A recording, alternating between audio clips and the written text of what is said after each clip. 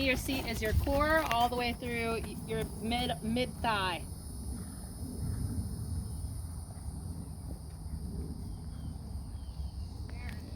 Yeah, you got it. And then you feel the back come up. Good. And then the canter transition's easy, right? Yep. Nice.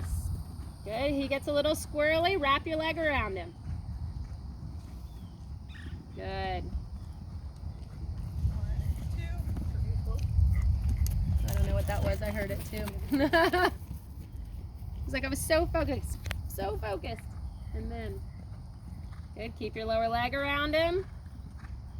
Nice.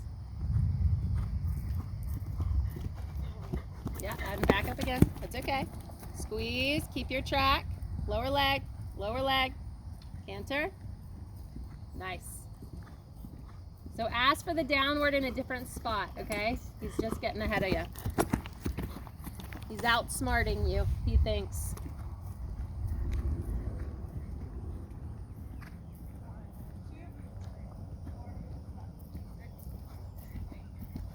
Nice, nice. Now establish, get connected, back with your position. Right, good. Left leg, nice. Nice, and keep riding this trot. Don't canter again this direction, right? Use the tools that you have now and the energy you have now to ride the track. Get his focus to the inside. Wrap your leg around him. Right? Get his focus to the inside. Squeeze with your left leg. That's it. Good boy. Good boy. Good. And then squeeze down to a good downward transition. Keep posting. Lower leg.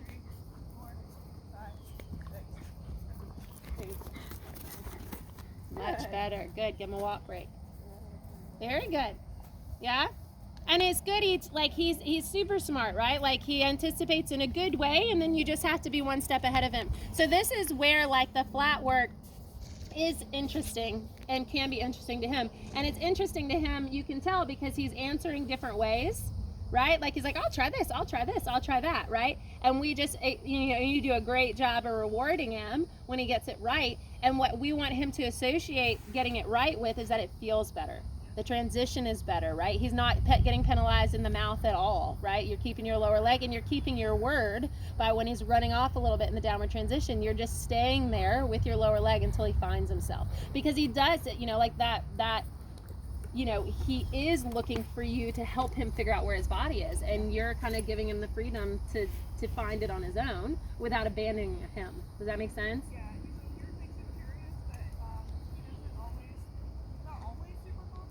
Yeah. But because he's like curious and he's gotten to try.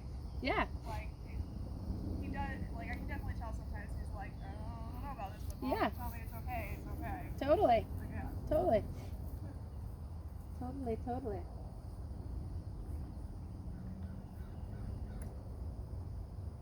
Yeah. No, I got lucky. Yeah. No, it's good. All right, boy, we got to finish out strong with that old right lead.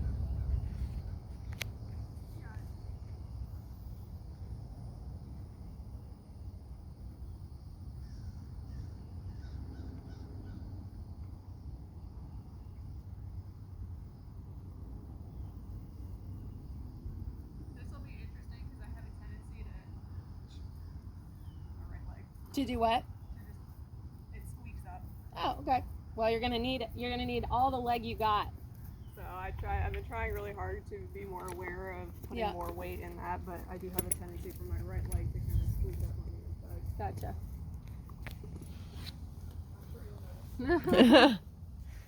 Okay, so I'd switch my stick to my left hand. And off you go.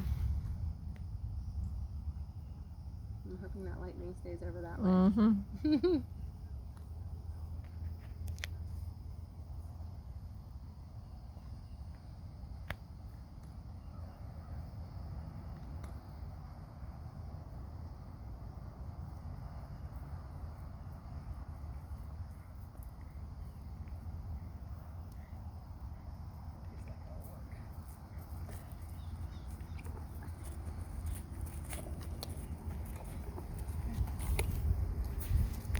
So make sure that your outside aids are really keeping him, protecting him from the rail, right? He has a little lack of control of that left side, and so it's always pushing out to the left.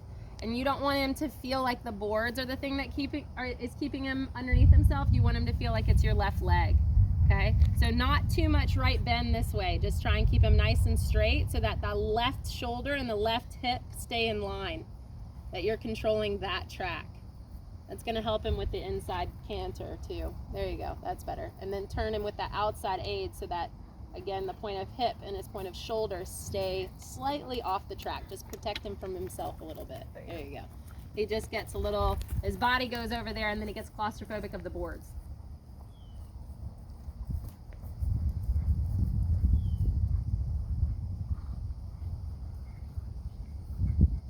Good. And again, same thing, protect him off the boards a bit. It's a nice trot. Good, protect him off the boards. So you gotta be a little bit more ahead of that. Yeah. Just go a little deeper in the 20 meters. Good.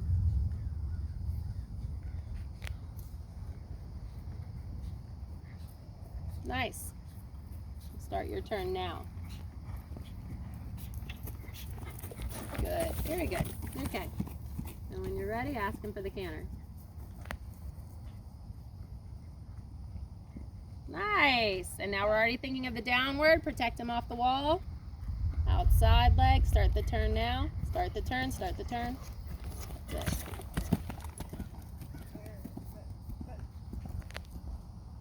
Start the downward. Yep, protect him off the wall. Good. So especially this direction, protect him off the wall. Left side, left side, left side.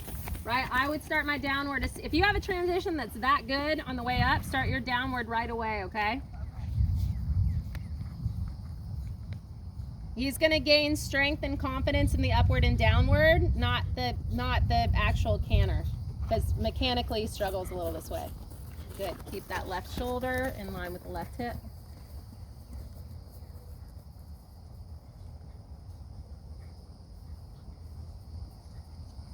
Protect him off the wall, right? So when it goes all wrong is when you get a little desperate and the shoulder runs out.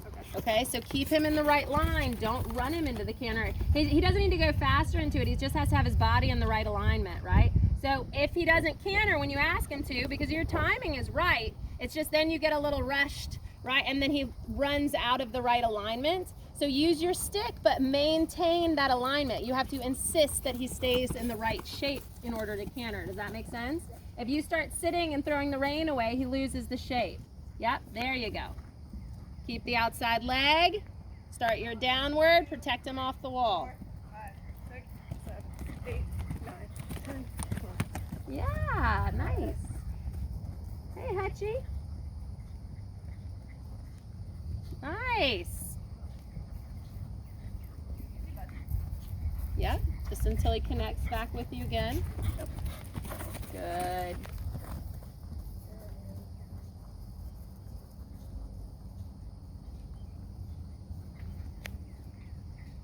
Lovely trot.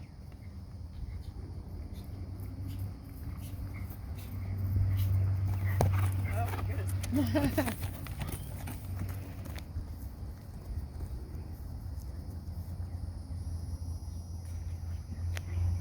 Right, you sat. Don't sit. You got to be totally consistent. Yep. Right, the alignment was great. Just trust your lower leg, trust the positioning.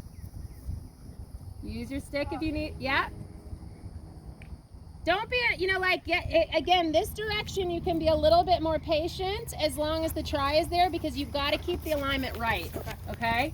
Right, so as long as he's trying and with you and staying straight, you can be a little bit more like, if he's, use your stick. Don't be desperate to go to your seat or to change the track.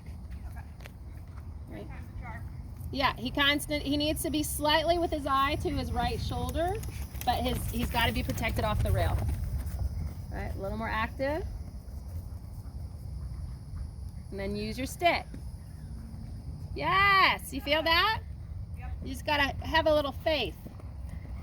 Nice. Start your downward. 1, 2,